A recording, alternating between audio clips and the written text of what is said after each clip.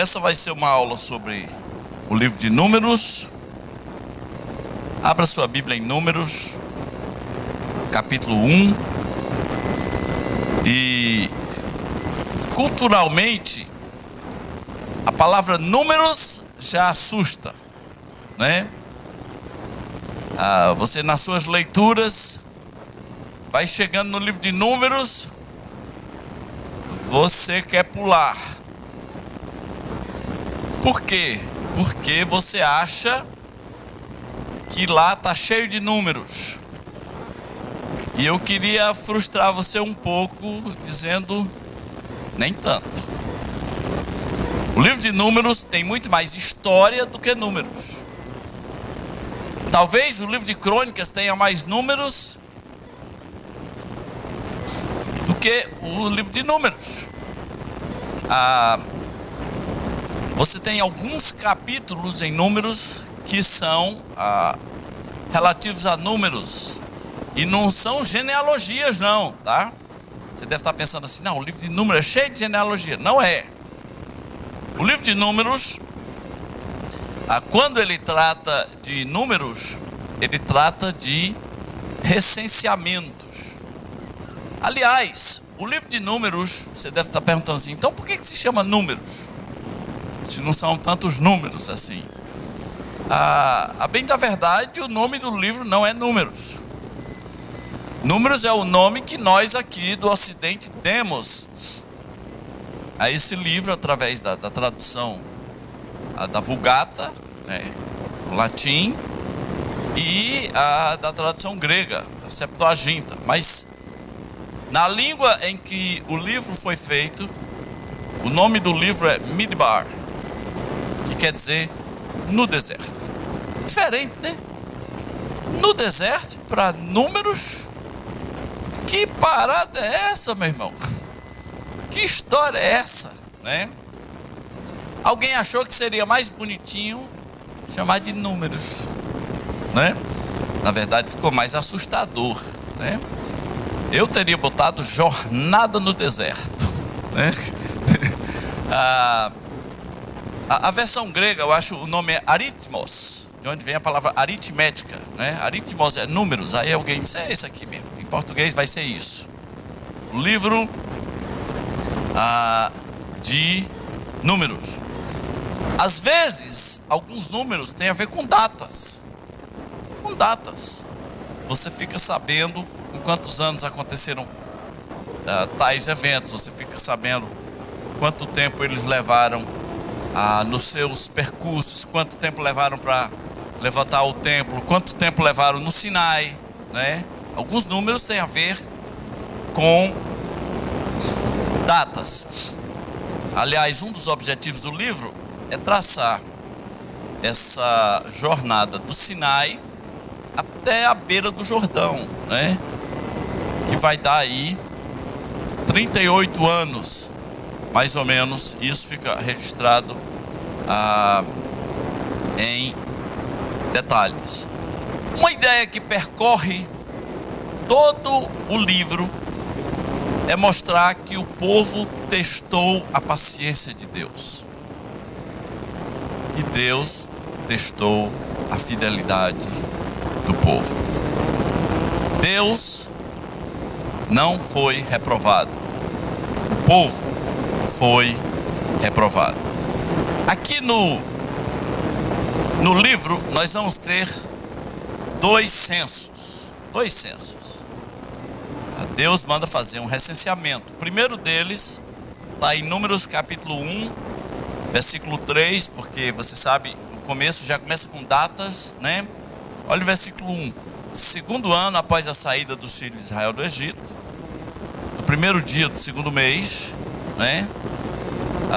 Falou o Senhor Deus a Moisés no deserto do Sinai, na tenda da congregação, dizendo: levantai o censo de toda a congregação dos filhos de Israel, segundo as suas famílias, segundo a casa de seus pais, contando todos os homens nominalmente, cabeça por cabeça. Então vai rolar um IBGE.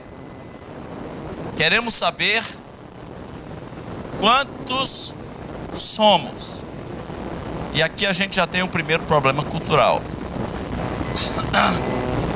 Uma feminista lendo isso aqui, uma feminista não, uma pessoa normal, não é? Lendo isso aqui, o que é que ia observar? Rapaz, que coisa machista, porque não contaram as mulheres, né? Isso é uma misoginia, isso é uma sociedade patriarcal opressora, né? Fascista, essas coisas, né? Bom, não foi só as mulheres que não foram contadas. Não foi contado também os adolescentes. Você sabia disso? Não foi contado também as crianças. Não foi contado nem mesmo quem tinha 19 anos para baixo. Porque por trás, o objetivo não é contar só por contar. O objetivo é saber qual é o potencial de guerra. Por isso, quando você chega no versículo 3, diz: da idade de 20 anos para cima, todos capazes de sair à guerra em Israel, a esses contareis segundo os seus exércitos, tu e Arão. Então, o objetivo, qual é o objetivo? Guerra. A gente quer saber, na prática, assim, quantos soldados temos. Então não tem nada a ver se é homem, se é mulher, porque mulheres não vão à guerra. Pelo menos naquele tempo, não iam. Hoje vai. Alguns estudos que nunca vão sair na mídia dizem que não era para ir. Mulher não era para ir à guerra. Porque nossos cérebros são diferentes. O homem, ele pensa muito em linha reta e é um pensamento de cada vez. Pronto. Não é? Ele pensa uma coisa por vez. Se a mulher dele diz assim: nós vamos para a igreja agora, meu filho. Igreja. Igreja. Aí ele entra. Igreja. Aí se no meio do caminho ela diz assim: vamos passar ali na casa da tia Beth, que eu queria pegar. Lá vem você com os rodeios, né? Porque ele odeia surpresas, né? O pensamento dele, ele estava aqui, igreja. Quem mandou atrapalhar o pensamento dele? Não atrapalhe. Foi assim que Deus o fez. Não inventa, né? A mulher, quando diz que vai num canto, ela não vai só num. Ontem a minha mulher me chamou para ir num canto. Nós fomos em 6. Eu aprendi, casado, que 1 litro de leite não é 1 litro de leite. Falei assim: amor, eu queria ir comprar 1 litro de leite no supermercado.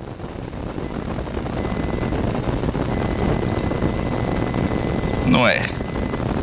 Rola muita coisa. À medida que ela vai vendo aquela Disneylândia, aquele mundo de cores, aqui tudo brilhando, as coisas chamando vem, né? Não é 1 litro de leite. A mulher pensa a toda hora, cria novas ideias. Agora leve isso, foi Deus que fez assim, tá? Por isso o dilema na hora de trocar a roupa, né? De escolher a roupa certa, porque é muito pensamento. Às vezes eu penso que o cérebro da mulher está a ponto de explodir, né? É muito pensamento.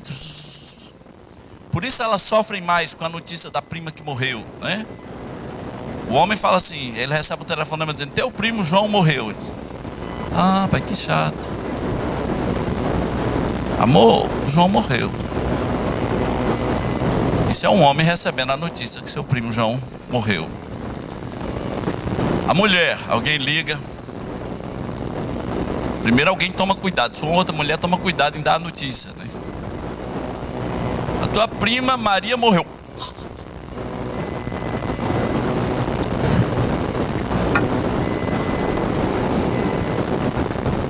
Amor, vem cá! Aí é uma semana na dor. Somos diferentes. Ela absorve a dor. A mulher leva a dor para passear, né? Ela absorve a dor com muito mais facilidade. Então leve isso para o contexto de guerra. Você pega um fuzil e dá para o homem e fala assim: ó, se o inimigo ultrapassar aquele morro, você mata ele. Mata. Ele programa aqui: matar. E se o inimigo aparecer, o que ele faz? Ele mata. Agora você bota a mulher na linha de frente e fala assim: ó, se aparecer ali o inimigo, a senhora atira, tá? Tá. Aí aparece o inimigo, jovem, futuro pela frente, né? Uma carinha de gente boa. Ela pensa: meu Deus, que desperdício. E a mãe desse menino,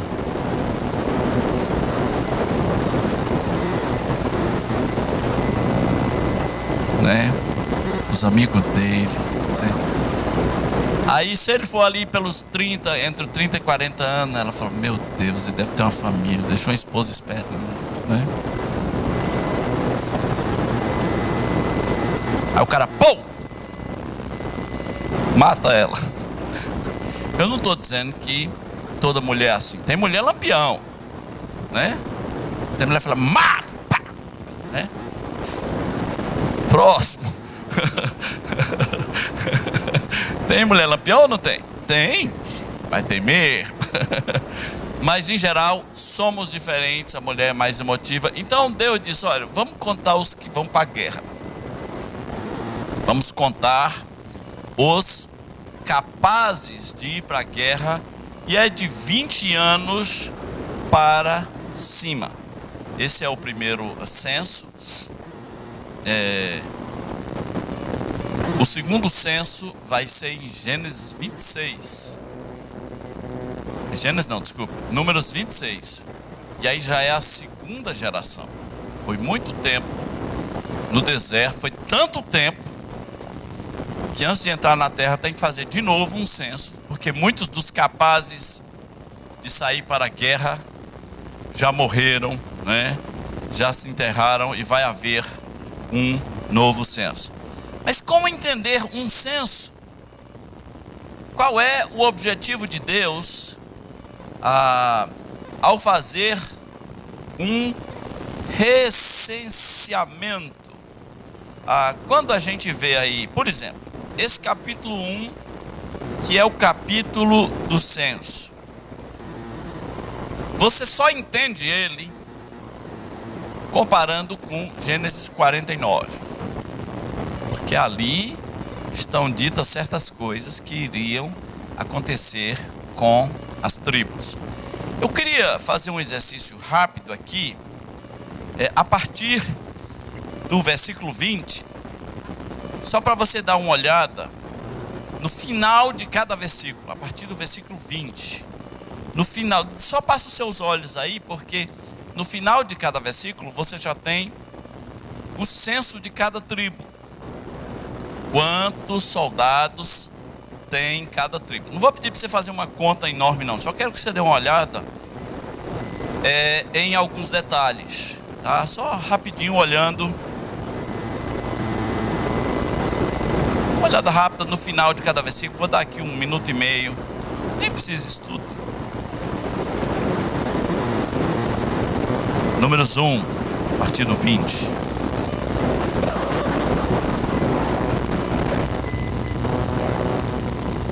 Esses aí são os números. Não são tantos números assim, né?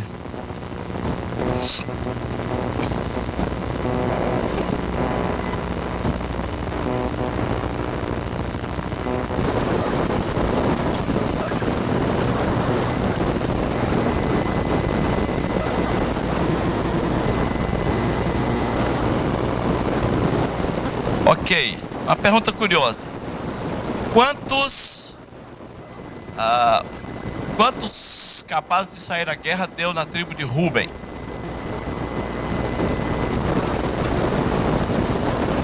46.500. Alguns de vocês localizaram aí uma tribo muito pequena, com poucos soldados?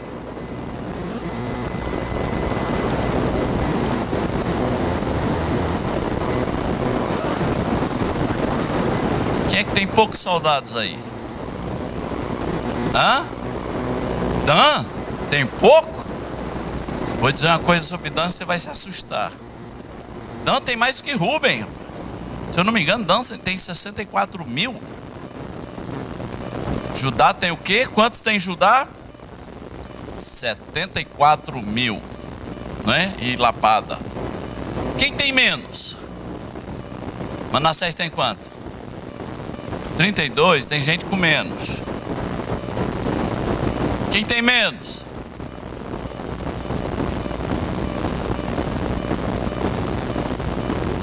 O irmão deu aqui Manassés, foi a menor que ele achou até agora com 32, tem menos. Quem tem menos? Zacate tem quanto?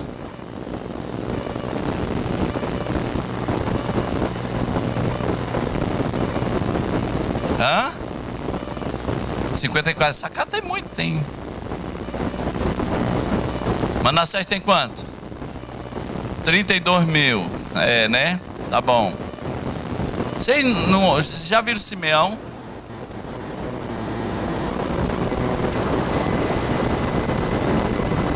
Simeão 59?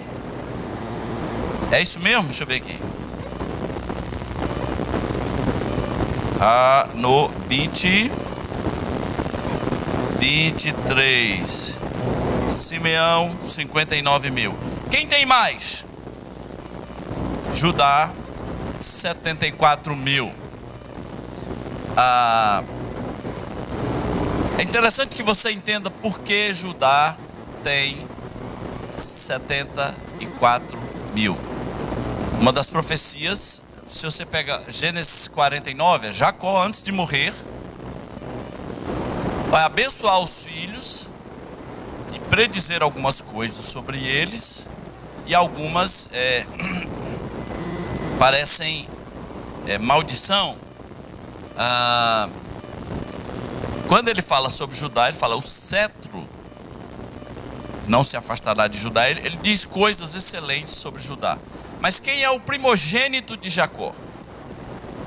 Rúben. E Rúben tem quantos soldados? Perdeu para muita gente. Porque essas genealogias refletem aquelas bênçãos de Jacó. A propósito, vocês acharam aí uma tribo com 22? Não. Não, né? Tem certeza? Rúben não é o maior. Qual foi a profecia de Rúben? A profecia de Jacó sobre Rúben, quando ele estava morrendo. Gênesis 49.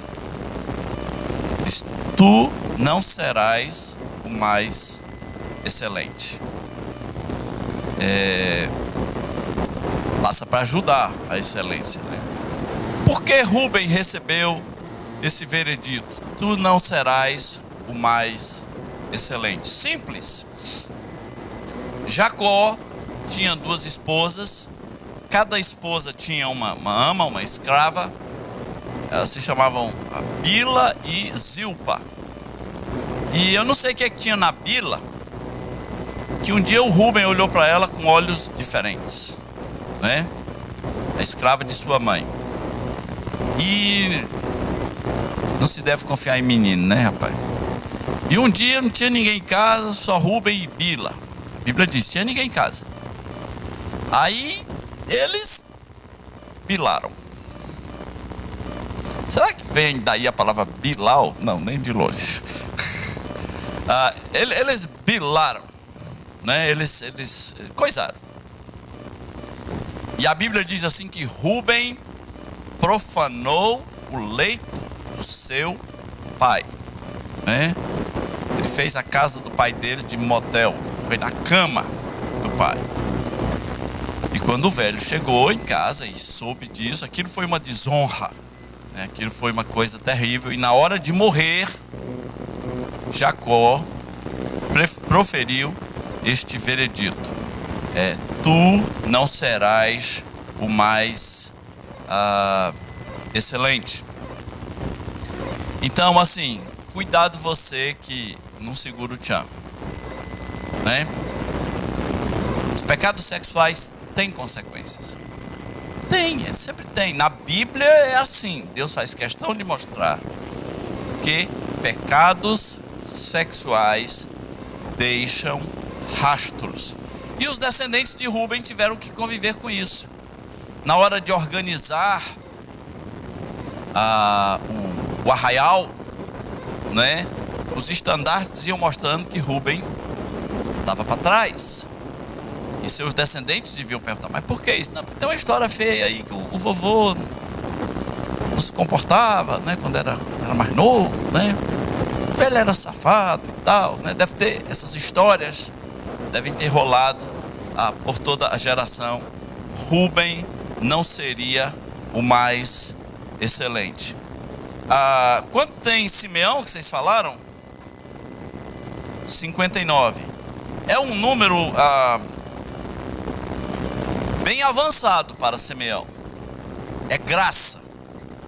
Porque, lembre, Simeão e Levi foram aqueles dois irmãos que quando um rapaz chamado Amor estuprou sua irmã Dinar, eu não sei se estuprou, não sei, acho que ela quis. Rolou uma paixão muito doida ali. E foi proposta a aliança de casamento entre as duas tribos, né? Eles disseram, olha, só se circuncidar todos os homens.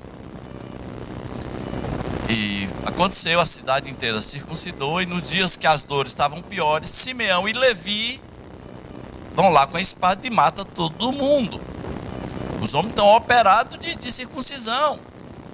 Estão tudo no auge das suas dores. E esses dois rapazes covardemente se aproveitam e matam todos os guerreiros. Jacó também, na hora de morrer, Simeão, caba ruim, né? Simeão, caba violento. Maldito seja o seu furor. Que eu não tenha participação nisso, a minha alma não se envolve no que esses dois garotos fizeram. Aquelas profecias de Jacó parece assim ter a ver com a personalidade das pessoas, né? Tem um lá que é para trabalhar, né? Vocês viram a tribo de Gade? Na profecia, Gade é o guerreiro. Aí muita gente agora vai na internet e coloca o nick assim, mulher gadita. Não casa com mulher gadita, né? Ela pode ser muito violenta, ela pode ser muito traiçoeira, né? A tribo de Dan tem 64 mil. E a profecia sobre Dan é que será é como se fosse uma tribo com poder de decisões, né, entre o povo. É uma das mais numerosas, talvez seja a segunda mais numerosa. Veja, Judá é a mais numerosa, é a tribo de onde vem o Senhor Jesus. Dan é a segunda mais numerosa, e há uma lenda, vou contar aqui só para nós, não sei se será assim, mas há uma lenda que o anticristo vem da tribo de Dan. As origens dessa lenda eu não consegui rastrear ainda até a sua fonte, mas para entender o recenseamento você tem que fazer essas comparações com Gênesis capítulo 49. Mas por que essa ênfase no sucesso de cada tribo? Então tem que ter uma tribo que não cresce. Mas por que a ênfase no crescimento total? Não é? Uma das razões é Deus mostrando o cumprimento das suas promessas feitas a Abraão. Eu vou fazer de você uma grande nação. E apesar de estar no deserto, sobre condições difíceis, o pessoal tem que entender que a profecia, a promessa feita a Abraão de ser uma grande nação está se cumprindo. Você pode ver a Gênesis 17, né? Versículos 5 e 6. Gênesis 15, a tua descendência será como as estrelas no céu e a areia na praia. Então é preciso enfatizar os números, porque quando eles chegaram no Egito, eles eram quantos? 70, né? E agora eles são mais de 3 milhões. Porque lembre, se estamos contando apenas os homens de 20 anos para cima, só os homens. Então imagina todos os irmãos deles para baixo. Imagina todas as mulheres, né? E calcula o total. O raciocínio do faraó estava certo lá no Egito. Esse povo vai se tornar mais poderoso do que nós. A profecia está se cumprindo. Eles estão se tornando uma grande nação. Agora, alguns eventos importantes que acontecem no livro de Gênesis, livro de Números, que eles são retratados no resto da Bíblia, e alguns, especialmente no Novo Testamento. O primeiro deles é aquele que diz que toda uma geração foi reprovada. Alguém pode me trazer um pouquinho d'água, por favor? Toda uma geração foi reprovada. Por quê? Estão se aproximando da terra e Moisés envia 12 espiões. O objetivo é espiar a terra, para ver as condições, porque nós vamos possuir essa terra. O povo viu o seguinte: a terra é boa. A terra é boa. Trouxeram uns cachos de uva lá para demonstrar, né? Terra legal, terra fértil. Só tem um problema: a gente não tem a menor chance. Não temos. Não temos. Olha, o negócio lá é sério. Obrigado, Reginaldo. As cidades, como eram as cidades? Muradas. Mas quem vai invadir uma cidade murada? Os soldados são muitos. E vimos ali os gigantes, os descendentes dos Enaquins, os Nefilins. Vimos ali os caras estranhos, né? Obviamente havia as lendas dos Nefilins, lendas à parte, pegando Golias, que é um descendente de gigante, um descendente anão, pegando Golias. Golias é um homem de quase 3 metros, com uma mão enorme e 24 dedos. Se Golias desse uma mãozada no seu pé do ouvido, o tampo do ouvido saía do outro lado, né? Então eles viram guerreiros naquele nível, né? E eles não viram no tempo de Davi, não. Foi alguns séculos depois. Eles viram agora, quando saíram no deserto. Falaram: nós vimos os gigantes, a gente não tem condição. Agora, Deus tinha dito que derrotaria tudo, que eles tinham que crer. E essa palavra negativa deles, a partir de Números 13 e 14, contaminou todo o arraial, e todo o arraial virou descrente, toda a nação virou descrente. Irmão, será que uma palavra negativa tem tanto poder assim? O pior é que tem. O pior é que tem. Um povo pode estar o mais animado possível, mas quando ouve uma palavra negativa, pesa, né? Pesa. Você tem que tomar muito cuidado antes de fazer avaliações negativas. Na verdade, esse povo tinha perdido a fé muito cedo. E aí Deus deu um castigo.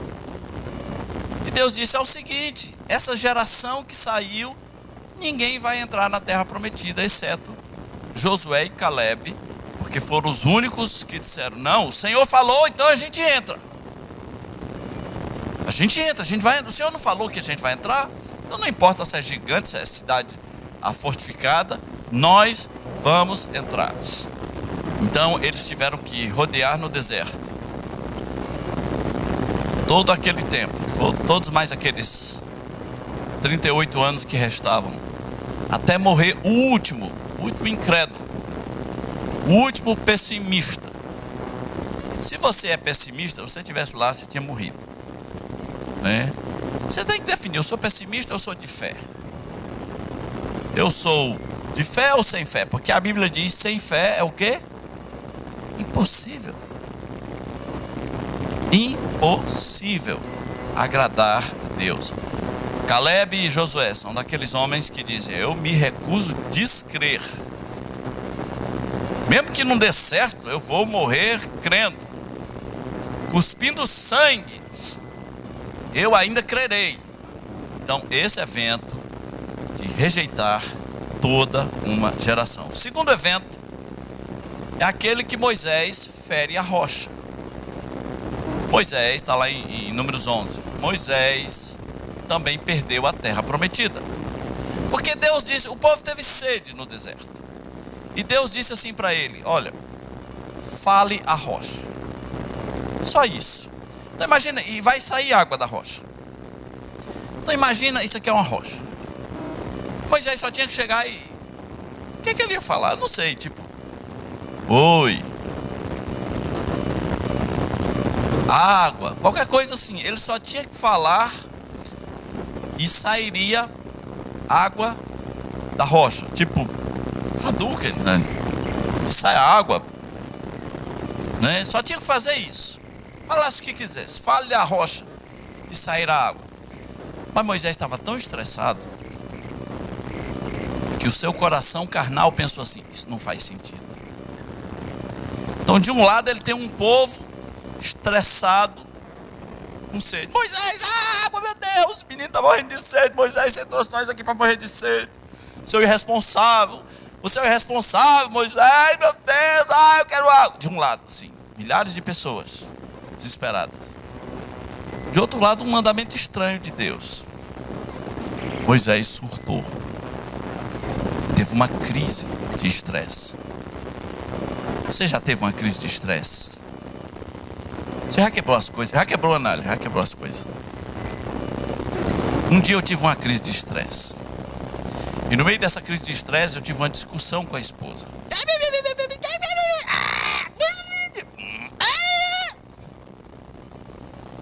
Eu estava tomando café. É uma coisa que faço o dia inteiro. Olhei para a parede e pensei assim: eu vou acabar com esse meu estresse agora e vou calar essa mulher. Eu vou pegar essa xícara, eu vou sapecar nessa parede. Vai fazer um barulho tão grande que ela vai calar lá. E vai espatifar caco de vidro para todo lugar, mas isso acaba agora. Isso vai acabar agora. Aí eu peguei uma xicrona cheia de café. Primeiro, o café já veio aqui na minha cabeça, já quando eu fiz assim. Ramelou de café, perdi o equilíbrio. Eu não sei se foi um anjo. A xícara não foi na parede, girou, caiu de quina na cerâmica e deixou um buraco na cerâmica. Para eu ficar olhando por anos o quanto eu seria idiota. Cada vez que eu entrava em casa, poxa vida.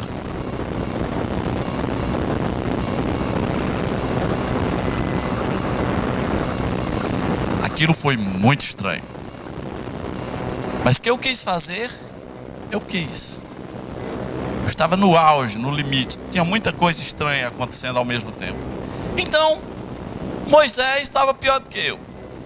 A minha situação era nada comparada com Moisés.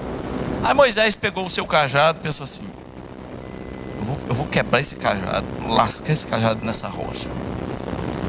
Mas antes eu vou dizer aqui umas agressões. E ele disse assim: escutem, rebeldes. Moisés pensa que está abafando.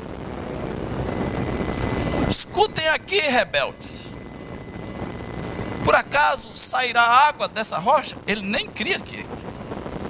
Então, ao invés de falar a rocha, ele pegou no cajado e deu. Deve ter quebrado o cajado. Mas saiu água. Deus manteve sua promessa, apesar da estupidez de Moisés. Mas depois Deus chamou ele num particular de: vem cá. Essa sua gracinha vai custar caro. Custar caro. Você não vai entrar na terra prometida. Pensa num negócio caro. Assim, um desabafo irado. sai caro às vezes, né? Sai caro. E Deus disse: não vai. Essa pauladinha que você deu aí na rocha, esse insulto aí que você fez, ó, esqueça. Vou deixar você ver. Então, perto de morrer, Deus levou Moisés para um monte alto e falou: olha aí, ó, perdeu. E Moisés chegou a implorar que Deus mudasse de plano, e Deus falou: não vai acontecer, você não vai entrar. Veja, Rúben não segurou o tchan e se deu mal, né? Moisés não segurou a ira. Cuidado você que é nervosinho, tá? Cuidado, nervosinho, nervosinha, né? Você que acorda querendo esganar a pessoa. Tem dia, pastor, que eu tenho vontade de esganar as pessoas. Pode sair caro. Não vai entrar. Moisés feriu a rocha. Outro evento histórico que é mostrado em toda a Bíblia é o evento de quando Moisés levantou a serpente de bronze. As pessoas reclamaram, de novo, reclamação. E aí Deus mandou serpentes abrasadoras, né, que feriram o povo. Aí, para salvar o povo, Moisés tinha que fazer uma serpente de bronze, que é uma figura do Senhor Jesus, porque é igual às outras serpentes, mas sem veneno, como Jesus é igual aos outros homens, mas sem pecado. E todo mundo que olhasse para aquela serpente que foi levantada no deserto seria salvo, assim como todo mundo que olha pela fé para Jesus na cruz e reconhece ali a sua salvação, será salvo. Então Moisés fez isso. Jesus disse em João 3 que aquilo representava o próprio Jesus. Outro evento é o evento de Balaão. É um evento muito barra pesada, né? Por vários aspectos. Balaão é um profeta estranho, conhecedor dos mistérios do Deus Altíssimo. Ele habita ali no meio dos cananeus. E o rei de Moabe, Balaque, disse: olha, eu pago você para você amaldiçoar o povo de Israel. Acho que Balaão já tinha amaldiçoado alguém e tinha pegado, né? Acho que ele estava uns dias estressado assim, amaldiçoando todo mundo. Que nem o Valdomiro esses dias está amaldiçoando todo mundo, né? Você amaldiçoou o Marcelo Rezende, amaldiçoou o programa Pânico, né? Mano, Deus vai pesar sobre você, rapaz. Mano, Deus vai pesar você, rapaz, né? Então,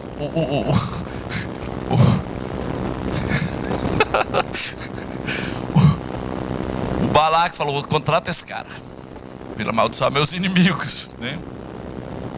E rolou uma grana, Balaão ficou aquele negócio: não vou mais o seu coração.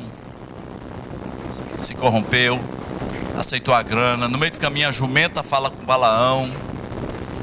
Mas ele vai, mas no fim ele ainda se rende. Só que tem um detalhe: toda vez que ele abençoa, ele tenta amaldiçoar e Deus transforma a maldição em bênção. Não tenha medo de praga de urubu não, tá? Não tenha medo não. Não tenha medo não, negócio de... Inclusive maldição de pastor. Tem umas igrejas aí que você não sai na paz. Você para sair, o pastor tem que pichar uma maldição sobre você, né? Não tenha medo disso não, né? Pastores amaldiçoadores nem são pastores, são açougueiros. Então, ele tentou, não deu certo. Deus transformava a maldição em bênção. Mas aí veio uma coisa fatal. Uma das histórias mais tristes de toda a Bíblia acontece lá por volta de Números 25, que foi mais ou menos o seguinte. Dizem que a lenda diz que foi ideia de Balaão. Mas o Balaque pensou assim: poxa, eu não vou poder derrotar esse povo na guerra. A maldição não pega. Então eu tenho uma ideia mortal. Uma ideia mortal, para mim, é realmente uma das histórias mais tristes. Eu estou com problema aqui nos implantes, vai dar certo. Vai dar certo. Amanhã é dia de dentista. Ai, Deus do céu.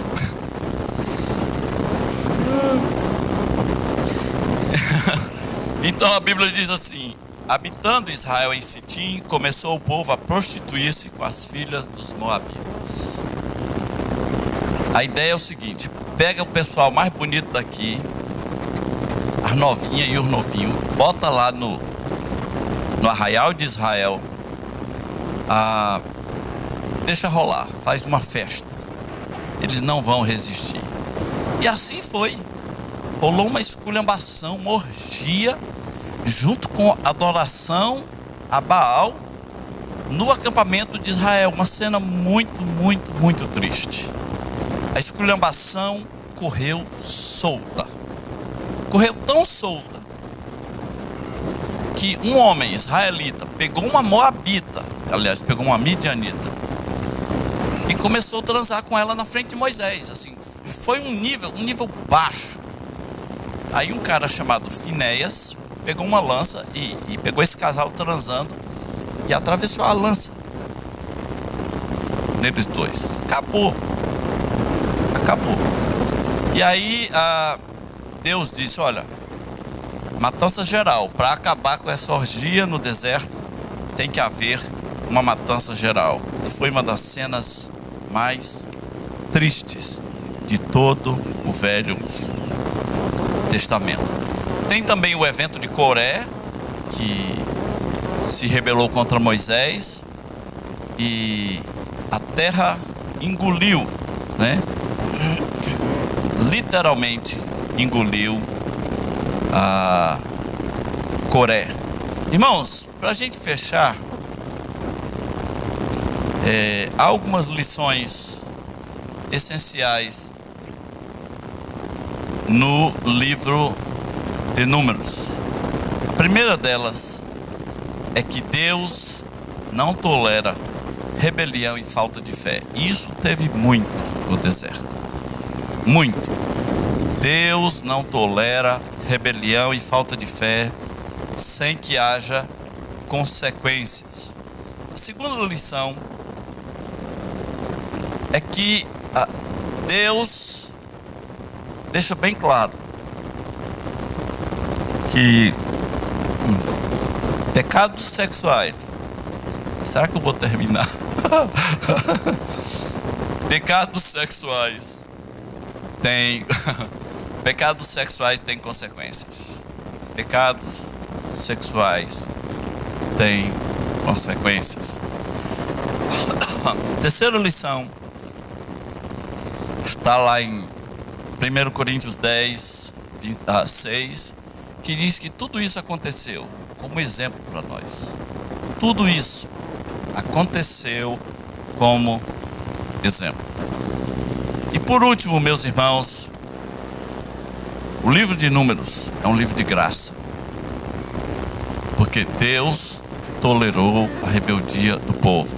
Deus tolerou a rebeldia do povo.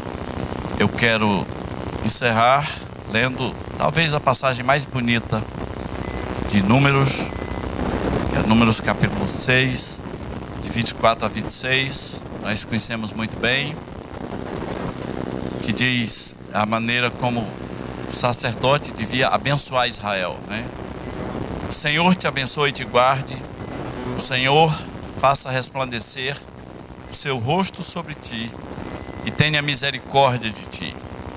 O Senhor sobre ti levante o seu rosto e te dê a paz. Além de isso ser uma bênção para toda a nação de Israel, você precisa saber que quando Jesus Cristo estava na cruz, essa bênção não estava sobre ele. O rosto do Pai não resplandeceu sobre ele. Ele não viu o rosto do seu Pai.